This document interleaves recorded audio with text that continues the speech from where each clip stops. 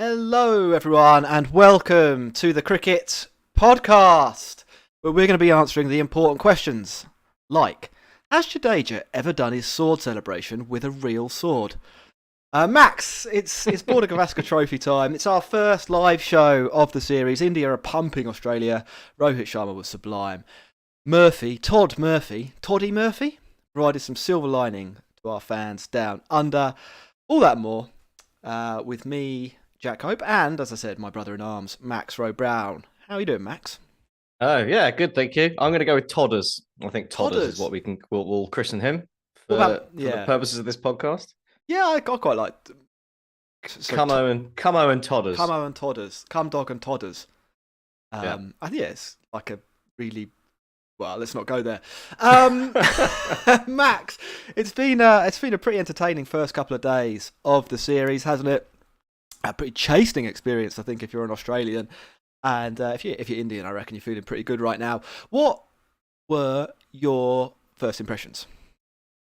Very similar to how it is normally like when you go and play cricket in India. I guess we've just seen really that Australia play spin a little bit like England, from what I can tell, and it's just an unbelievably difficult place to go and win a great game of cricket. India are the masters of their craft at home, and so it has proved once more. But I think there's, obviously room for improvement from both sides. So we'll see how it carries on into the rest of the series. But it's not been an optimistic looking start for the Aussies. For all the talk of going into it and how big it was and how it might be a really exciting series. I suppose we do hope that it's a little closer by the end. Yeah, I feel like they've got quite a lot wrong. India have been good. There's absolutely no doubt about that. But I think Australia will look back on the first couple of days, particularly the first day, and think there are different things that they could have done that might have had them in a slightly better situation right now. On the show, there's going to be two parts. Part one, we've got the summary, we've got our talking points, and then we want to talk about three players in particular. We've got Jadeja, Rohit, and Murphy down on our docket. Then in part two, we've got random other bits. Three huge controversies that we must cover in detail. The pitch, Jadeja's magic lotion, and DRS cheating on behalf of the Indian team. And we'll take your questions. If you're playing along in the live chat, say hello. Or at least click subscribe and like. Get that algorithm working in favour of the cricket podcast. Max. Yeah, and we all know Google's algorithms are broken at the the moment, so maybe we can do even more than usual. Yeah. Did you not see the thing about the AI? It's the AI. They released a promo video of their AI, and it got some stuff wrong. Yeah. Well. Yeah. Good. When do you reckon the first AI podcast will happen? Well, mate, how do you know that this isn't all AI? Hey? It's a good point. Yeah, it's a good point. Max, can you tell us, I don't know, in let's say 27 seconds, and I will start a timer, what you have made of the series, of the test so far. Also, I've realised we didn't click record, so that's going to be irritating for our podcast listeners because we have to rip this from YouTube. Yeah. Oh well. Never mind. Summary. So, all the talk, as usual, when teams go and play in India was about the pitch before the game. But Australia got the first bit right. They won the toss, which gave them an opportunity to assert themselves and make sure that India had a tricky fourth-day chase. The only asserting that was done was David Warner's off stump through the well, what do you call it? The air, the ether. Asserted through the air. That's right. Asserted through the air. Good. As it flew off. Khawaja also done, and 6 for 2. Things weren't looking too great. Labuschagne and Smith came together. They batted, and then they didn't bat, and the rest of Australia didn't bat, and they crumbled in a heap. And India did assert some dominance. In particular, Rohit Sharma, a glorious 100 for him, which is set a wonderful platform for India to go and take what's looking like a pretty insurmountable lead of 144 as we close day two. Like you said, lots of bones to pick out of it, but the big news is Rohit Sharma scored a ton, and Jadeja is back. Right. So before the match even started, Max, there were talking points galore as Australia decided not to pick Travis Head. Instead go with Renshaw and Pete Hanscom as their 5-6 middle order. India went with Sky over Gill, which raised a few eyebrows as well. I have a theory for this, Max, and that theory is that both teams have effectively, or before the match, misread what the pitch was going to do. I think both teams, by those two selections, seemed to think that this was going to be like a raging Bunsen, and it could be a 3-day test. And for that reason, if you're Australia, you don't pick the guy who hasn't scored a run against spin in his life and averages about 12 in Asia. You go with the kind of wild card in Renshaw. And if you're India, you don't go with probably the better test match batter in Gill. And you go with the guy... You go for some Bazball. You go with the guy who in difficult conditions might be able to get you 50 off 50. And those 50 runs could be really crucial. Where do you stand? Firstly, is my theory, do you think, correct? And second, if you're Australia, because I think this is the big one, isn't it? Do you pick Head over Renshaw? Well, it's an interesting theory. I think the Sir Kumayana point is probably not far off the mark at all. I think he gives them that sort of middle over surge. He could give them the middle over surge. He didn't, but that was the idea, wasn't it? It does strike me as strange though that you would take that approach in general. I don't see why you wouldn't just pick a batting line, because it could be such a solid looking batting line. I mean, obviously they left out Shreyas Iyer as well, who could also... He's injured though, wasn't he? Is he injured? Right. Okay. Well, there you go. That's that. But they could have forced him to play. They could have forced him to play. What I was a little surprised was, I suppose, KS Barrett coming in and not giving King Legend the gloves. I mean, what a strong lineup that would be. I'm not surprised by that at all. You don't want King Legend wicket keeping in a test match. KS Barrett, he kept really well, I thought. He did. Kicked one off middle stump. But, I think on the India side, I was a little bit surprised with that, but not completely blown away. I mean, Gill is an opening batter. India already have an established opening pair. I know... And obviously the world's best number 3 in Ravi Ashwin. Well, yeah, that too. I know King Legend didn't really score heavily last year. But he looked to have formed a pretty good partnership with Rohit in 2021. Certainly on the tour here to England, that seemed to be the case. And they've got a weird. They being India, have got a little bit of a weird obsession with the vice captaincy, haven't they? So I don't know. They back themselves into a corner a little bit by making KL Rahul the vice captain and having to pick him. And then having to choose between a guy who bats 5 in his career, but maybe isn't as good a test batter, and Gill, who is probably a better test batter, but has only got experience opening, and went with Sky. I don't think there's much to read into that. Yeah, I think the head. It's not a big deal, I think, on the India side. No, I think whichever way they go. I think the head thing is pretty explainable as well. Generally speaking, I'm not a horses for courses person. I think you pick your best batters, and I think in most conditions, Head is a better batter than Renshaw, except that Head's quite an extreme case of where you might actually want to do a horses for courses selection. Head's whole career is basically centred on averaging 60 plus at home. He hasn't scored a run away from home. It's really poor. He's been bad in England. He's been bad in Pakistan. He's been bad in Sri Lanka. Did he maybe play a test in India before? Not sure about that. Maybe I'll take that one back. But he's been bad. He's been bad around the globe. That's what you need to know. But he's had a renaissance this year. That's the thing. But he's done it. He's done it at home against the West Indies and South Africa. Now I know South Africa have got a decent pace attack, but they had big off days in that series. Against the Aussies recently, and I think if you're Australia and your belief is that Travis Head is not as good as his record currently indicates, and I think you can make a fair assumption there.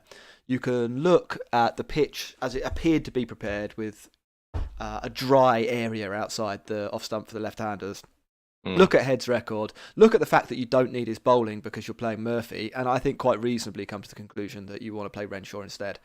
And I think there's a fair counterfactual to be made, if that makes sense.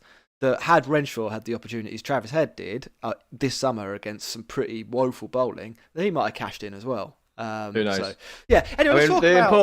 important thing about that is that you don't look at it in the frame of Matt Renshaw got a golden duck. Yeah, which is obviously quite difficult to do, but you have to take that completely out of the equation. It's hilarious that is what happened. Yeah, that is super hilarious. But I mean, there's logic behind it. I mean, I was just looking at Travis Head's crick metric stats, and he averages over 60 against both types of finger spin. But again, you say, I mean, that's all based on home stats. But I mean, I would have considered giving him a punt, just while he's riding high. But either way, you can see the arguments both ways. I think what they particularly missed was just Cameron Green and him not being for sure fully fit. I mean, he would make a massive difference, in particular with the ball as well, just giving them something different when it's not quite working in those middle overs. Whether the pitch would have taken something away from that. Well, let's do a little comparison then between Australia and India's batting performance, because I think that we're going to talk about Jadeja, so we will get there. But I think if you look at it from a broad brush point of view, the two slightly different approaches and slightly different skill levels shown in the test so far probably explain why India are cantering towards a day 3 victory, and Australia are looking pretty, I don't know, pretty beaten, let's say. Yeah. I think they looked beaten by the end, didn't they? Yeah, 177 all out. Max didn't start well. I mean, obviously you don't want to lose 2 wickets to seam. That wouldn't have been in the plan. No. But it happens, so that's opening the batting in Test cricket. Occasionally happens. Obviously Warner being cartwheeled was fantastic, hilarious, as we've already touched upon. Khawaja got a decent ball. A very good review. Yeah, it was a very good review, and we'll talk about the DRS cheating later. But knowing that the BCCI were going to alter the DRS ball tracking, they did make a good review there. The Indians. I thought that Australia got it quite wrong in terms of their tactics batting, and I think they virtually admitted as much after the game. What really stood out to me was Labuschagne's interview, where he said he thought that 220, 240 would have been a good score, and that when you were batting, or when he was batting, some balls were sliding on and some balls were spinning a lot. Now, my observation was that, and it's Marnus Labuschagne is one of the greats to be playing the game at the moment. So maybe when you're out there, that is what it felt like. But I didn't see much evidence that it was a particularly tricky pitch, and I didn't think that the Australians covered themselves in glory with some of their dismissals. And I am actually, I've talked about his interview, but I think Labuschagne in particular getting stumped. I don't know. Did he need to do that? I think is the question. Right? Well, there's a few of his dismissals where I'm looking at it. And was stumped on a defensive shot, which was an interesting point. I think he's probably got a bit of a point in terms of some spinning and some going on, but I think it's just sort of you get a level of natural variation, especially with the way that India's bowlers bowl. They have a skill that allows them to get the ball to sometimes do something and sometimes not. They don't necessarily control it, but it's the way that they bowl and the way that they use the crease and the way that they put spin on the ball, whether it's a bit of underspin or overspin, that means the ball sometimes does something different. And if you just so happen to get lucky at the point where either the one that turns drags the batter out the crease or the one that goes straight on happens to be at the time where Steve Smith decides I'm going to play for some turn and leave a massive gap between my bat and my pad and get bowled, then your quid's in. I think there was obviously plenty in it for the bowlers. It's not the world's best batting pitch, but yeah, I mean it's by no means a Bunsen burner like you say. I think you have to give credit to the bowlers to a degree, but I don't think Smith and Labuschagne were necessarily the most culpable. I think Smith beaten on the inside edge. The whole Australian game plan is to not let that happen. He's Steve Smith, so we'll let him off there and say freak things do happen. But I think actually Labuschagne and some of the other Australians didn't. I really don't think they covered themselves in glory, and I think actually this wasn't a pitch with a ball that has your name on it, and I think you could bat patiently, and I think the way India went about they did things for most of it, didn't they? Marnus and Steve Smith they both faced 100 balls and they looked pretty comfortable, and then. But I take Steve Smith out of this because Steve Smith's a freak, and if you start talking about batting and Steve Smith's involved, then you end up going down weird avenues. Marnus Labuschagne got himself out. There's no question about that. He got himself out because in his head he thought, I'm going to get out if I don't try and manufacture runs here, or I will eventually get out to a ball that I can't do anything about, and so I am going to have to manufacture runs here. So he uses his feet. I think the pitch chat before the game had them half beaten before they even got out there. Yeah, I mean that could be the case, but I think the broader point here is that there's two teams playing on this. One team really quickly adapted to the surface and realised that it wasn't going to be Ahmedabad 2. And not even that extreme. In fact, realised that it was one of the least extreme pitches for spin that we've seen in India for a while. And there was ball tracking data that showed this. Like the degree of spin, I think it was around 3 degrees. We've seen it up at like 4.5 on the first day of tests in India in the last 18 months. Actually a pretty tame wicket by the standards. Nothing really spitting. It was quite slow turn, I think, overall. Yeah. And fairly low bounce. To get out stumped after lunch on day one, I just think you have to call that out as really, really poor batting. Yeah, it wasn't great.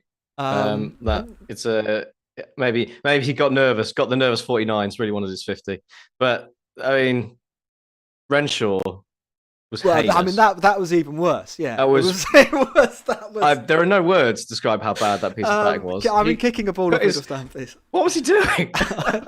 I don't know. He literally just closed himself off to being able to use his bat. There was talk on commentary of it being like that's a really tough ball to get first up. I was like, well, just play it down the line. Stamp. Like it's not done anything.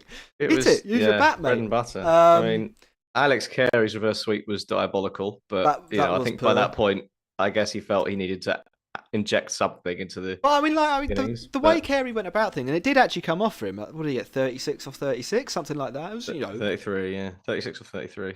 They're fine. That's decent runs. I don't think you needed to bat like that on this pitch. And every batter that took their time was able to. Every batter that didn't force it, it took a very long time to get people out. I don't know. I mean, Hanscom, he goes to a sweep as well, doesn't he? But I think by that point, it's too late. Yeah. In comparison, India, Max, were pretty good. They finished the day off well in control, thanks to Rohit. And I don't think I've seen a batter, go into the end of the day and be so sure that they will get 100 the day after. It was just absolutely inevitable, wasn't it? Yeah, I mean, you spoke about it's not ideal to lose wickets to seam early on, and you can't underestimate the importance of those two opening spells in comparison between India and Australia, because Shami and Siraj were on the money for, well, Shami more so, but they were pretty dangerous for a couple of overs. In comparison, Pat Cummins was all over the place. And basically, Australia gave India a 70-run head start, which isn't ideal when you've only scored 177. And if you sort of, obviously you can't logically do that sort of thing. But if you take that out of it, if you go back and say, okay, actually, you think about Australia's seam attack, they have the opportunity to bowl tight and maybe nick a wicket early on. And Warner and Khawaja are two of their better players, in particular Khawaja as a player of spin. And if one of those stays around, suddenly you have a more even game. So I think it's not, completely doom and gloom from that point of view. But in this particular game, it was not exactly putting their best foot forward. Yeah. And they took full advantage, didn't they? I think it's the worst Cummins has ever bowled. Yeah. I've written down here. I think that. It looked a bit like it. Yeah. 3 players that stood out.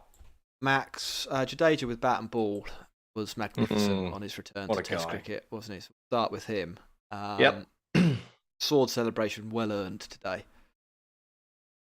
Yeah, love him. Love Jadeja. Still still believe that he's underappreciated. He's just so good at everything. He's just come back from knee surgery and he's just gone, oh, yeah, I'm just going to rock up and take 5 wickets. It's fine. And then I'll score a 50. Meh, whatever. Easy. And I got a top knot now. Did you see that coming? I'm not sure about the top knot. I'm not. To answer the question teased in the intro, he has done the sword celebration with a real sword. I saw the video of it today. Okay, yeah. It's good skills. Excellent. I mean, like I don't know anything about swords, but it looked like he. Yeah, well, I'd be scared of slicing my arm off. So good sword skills. Yeah, I mean, if I was a cricketer, I wouldn't be going anywhere near a sword. Like, imagine if you accidentally cut off your spin finger or something like that. Yeah, devastating. Well, Jofra Archer in the fish tank. Yeah, springs to mind. Yeah. That's not even a sword. That's a fish tank. Yeah. Imagine what a sword could do. Anyway, I mean, Jadeja class. I don't know. He's just a freak. He just keeps coming back and doing it, but he just does it in such a he's just going about his business. That's the thing. Ashwin takes the glory of all the variations, and he's obviously the one with the YouTube channel and the one that the media enjoy getting involved with. And we should have a notable mention to his ball that got Scott Bowen. That was good, yeah. Was so good. Top ball. But Jadeja's just sort of the second in command who's just reliably quality almost every single time. And he's just such an asset. Yeah. I think he's got the lowest bowling average of all left arm spinners to have taken over 250 test wickets. I think it's probably quite a short list though, Adventure. Yeah, it's got some famous old blokes up there. But, yeah. I mean, in all-time spinners, he's still up there. I think he's only behind Ashwin, Murali, and someone. I think I'm just going to kibosh that side. I think there's an eras thing going on here. I do think if you are Jadeja, you've had not to take anything away from him, but to take a little bit away from him. I think you have had some quite useful surfaces to bowl on. Absolutely. So, like, making a comparison between him and Warne or something like that is, in my mind.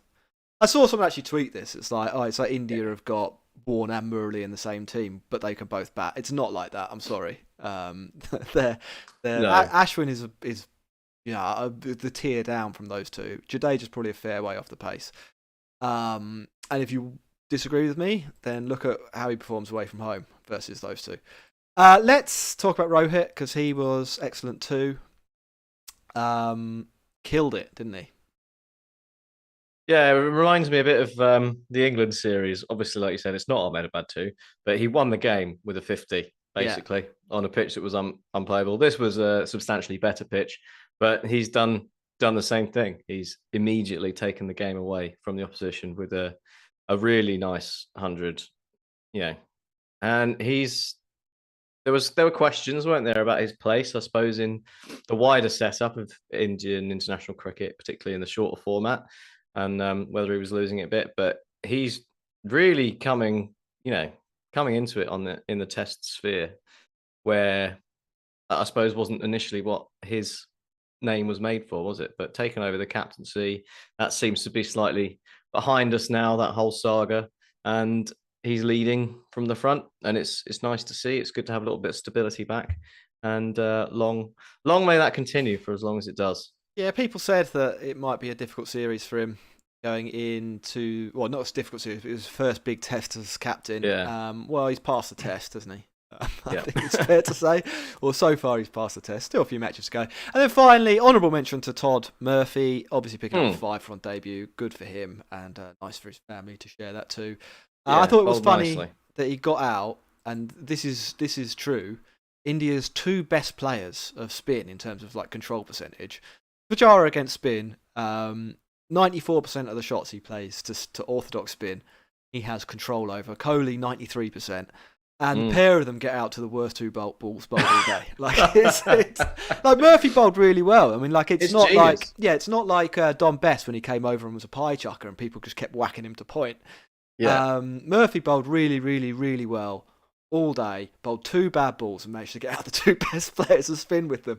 You love it. You love to see it. It's funny. cricket. It's cricket at its finest. It was vintage cricket. Yeah. It's cool. amazing for Todd Murphy. I think it's like his 7th first-class match ever or something. It is something like that. It's the most he's ever bowled in a first-class innings, Sam. So, still a bit more work to be done for him, but nice start. Max, we are going to take a quick break and then we will come back, talk about tomorrow, talk about some controversies and answer some questions. So, thanks for bearing with us. Make sure you hit like and subscribe on whatever platform you are watching or listening on.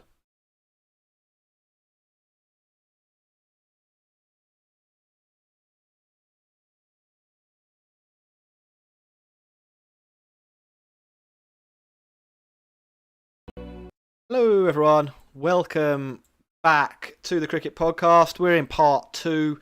We've got random bits, we've got controversies, and we have questions. First things first, though, Max. Let's do what we think might happen next in this match and in this series. Are we in agreement that India are probably going to go 1-0 up here? I think so. Yeah, do you think they'll win by an innings? Barring a meteorological disaster that ends the game early, I think. Win by an innings. I think it's possible. I think we could well see them get up to 200, and I think Australia might just crumble again because I think the pitch is starting to actually deteriorate a little bit now. We've seen the tamper come out towards the end of the second day. For Scott Boland's follow through. There's a bit of rough developing outside the left-handers off stump, which Australia have a few of. So there is definitely danger of an innings wipeout, which I don't think would be unfair based on the performance of the side so far. Yeah, Akshar. I think it's interesting that Akshar and Jadeja have scored all the runs after all the hype about left-handers. Left-handers, yeah. Not all the runs, obviously. No, over but there are visible patches now. So yeah, opportunities for Akshar and Jadeja to attack in the next couple of days. I think recently Nagpur, the third innings, has actually been the best innings for batting. Now that can get manipulated by a couple of sort of good third innings, basically. But it's not. I don't think this or short first innings. Yeah, I don't think this match is. I mean, I think India are going to win and probably win comfortably. But Australia, I think, will have an opportunity to show a bit of fight. I don't imagine that we'll see Kolkata 2001. Smith and Labuschagne batting all day or anything like that to get back into it. But it's important in the context of the series that they do show a bit of fight. Yeah, I think there's comparisons with the series in Australia when there was that first test where India got wiped, but they had an opportunity to show that they had a bit about them, and they did that, and it gave them something to come back into the series. And I think Australia need that if they're going to come back in any way. Yeah, I think they'll want a few of them to do something, to at least show that they're going to turn up.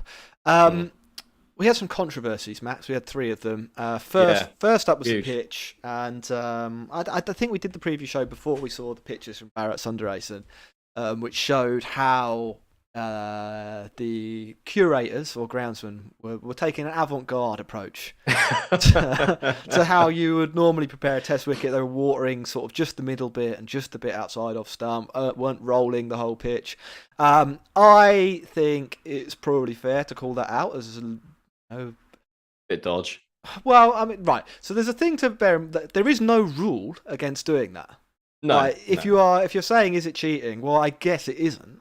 Because there's nobody saying that you can't do that. Within the realms of playing Test cricket at home, wanting to get results to get to the World Test Champion final, if you're doing things that are within the scope of how cricket is played, then you can't really complain about it. The problem is, the rules, I suppose. Well, yeah. I mean, first thing I'd say is I don't think there's anything wrong with the pitch. I think it's just it's fine. Pretty typical Asian wicket with a bit of spin. Yeah. And Australia have got in their heads. They played really badly, and India have played way better. I would agree. What I would also say, back to the point about the preparation, I think the modern game has probably gone beyond the point at which you can, beyond which a gentleman's agreement that you don't doctor the pitch too heavily for the home side has expired. I mean, Australia were juicing all sorts against South Africa at home. like a month, literally a month ago. Yeah, when all teams do it, I think it's past time that we started to use things like ball tracking data to kind of assess whether the surfaces are fair or not, and start handing out some World Test Championship points.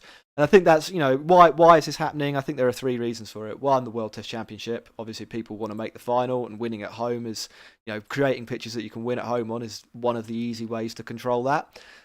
Second, professionalism in the game. 30 years ago, 20 years ago, you probably didn't have teams able to dictate exactly what type of surface they wanted to groundsmen. You probably didn't have analysts telling you what type of pitch you needed.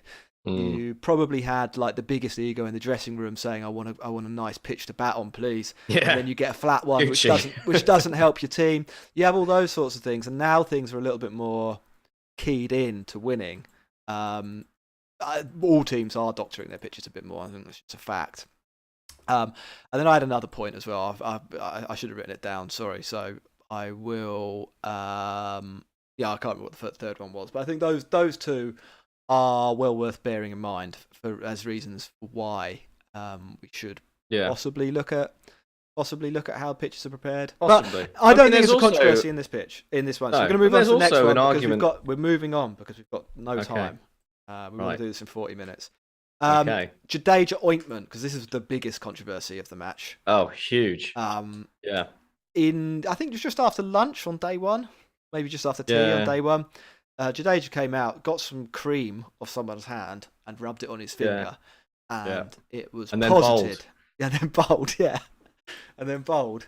And that meant Australia weren't able to use their bats. Yes. Max, what's your take on this one? On controversy scale, we're saying pitch is not really a controversy. Is this a controversy?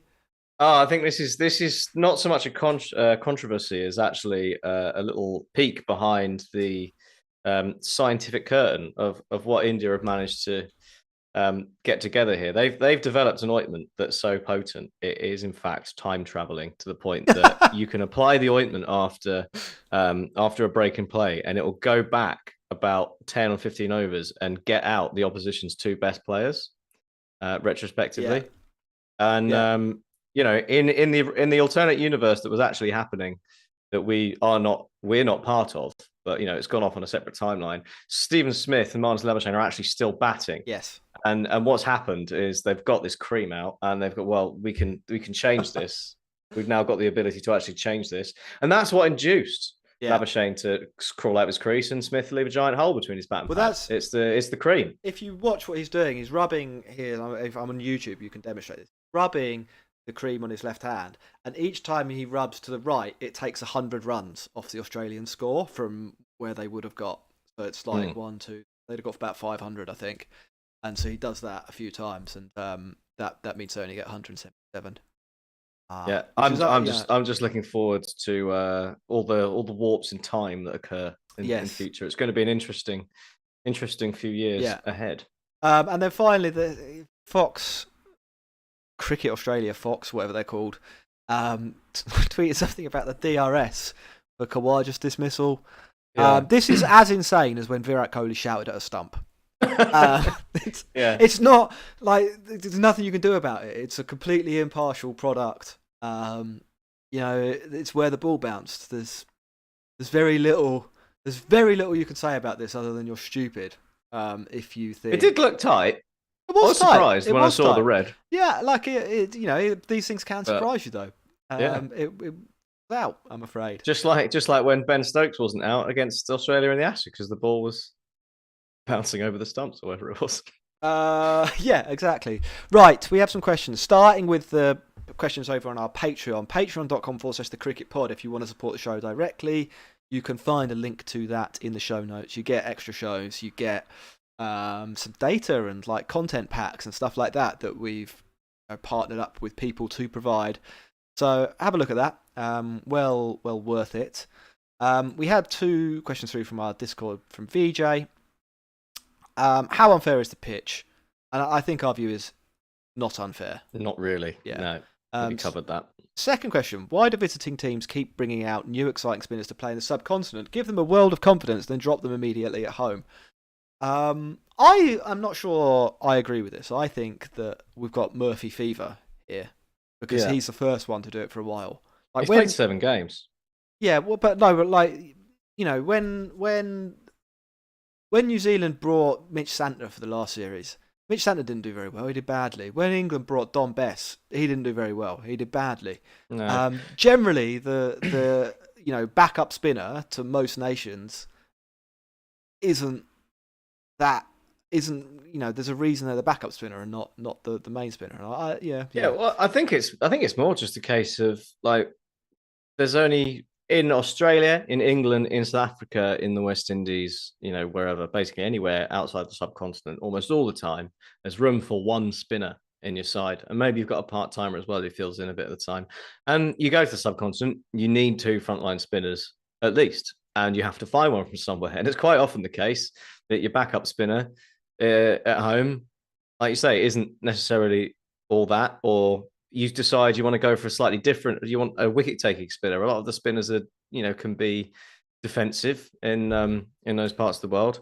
And there's not that much of an opportunity at home to try new people out. So you go to the subcontinent, you're like, okay, we're going to take Rayan Ahmed and give him a go because he doesn't normally get to play. It's good exposure. It's a good opportunity to play Test cricket. You get back home, you're not going to chuck him straight back into the team because you have your frontline spinner that's been in the team for ages. So I think it's just a case of there's an extra slot, and then when you go back home, there isn't an extra slot anymore, and you stick with the guy who's been in your team for the last 5 years because he's your number one. It gives you an opportunity to look at someone, and then maybe they're the next cab off the rank.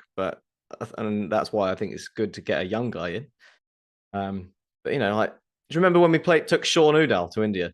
No.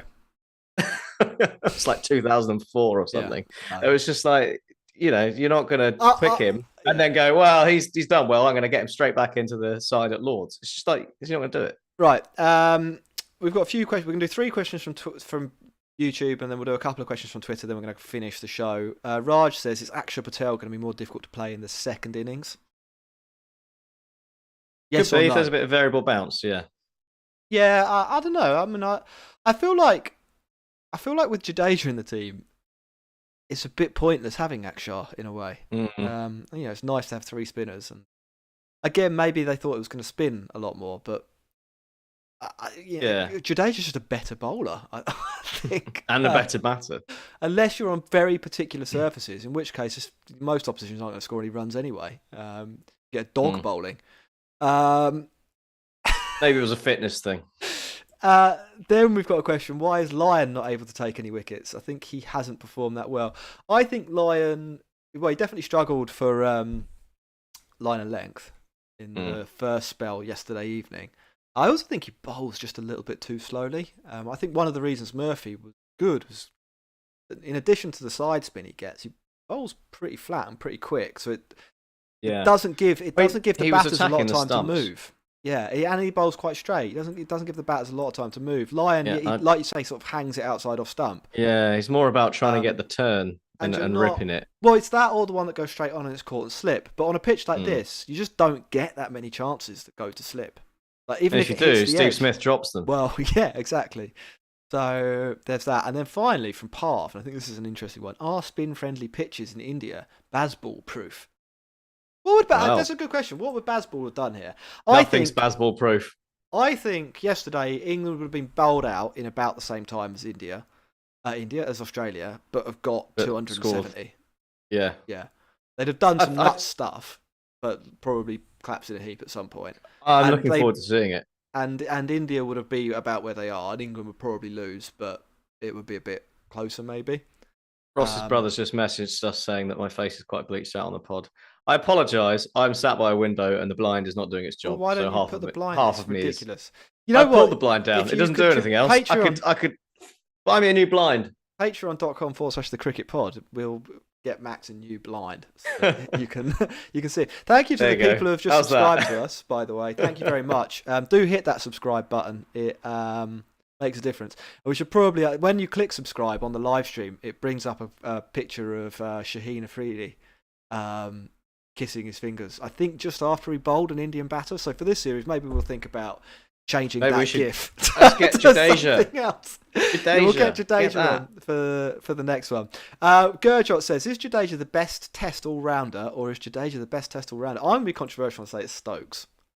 Yeah. This is probably going to end the show because we are running out of time. Jason Holder. No, I don't think it's. I think both Stokes, both Holder and Jadeja aren't in Stokes' league with the bat.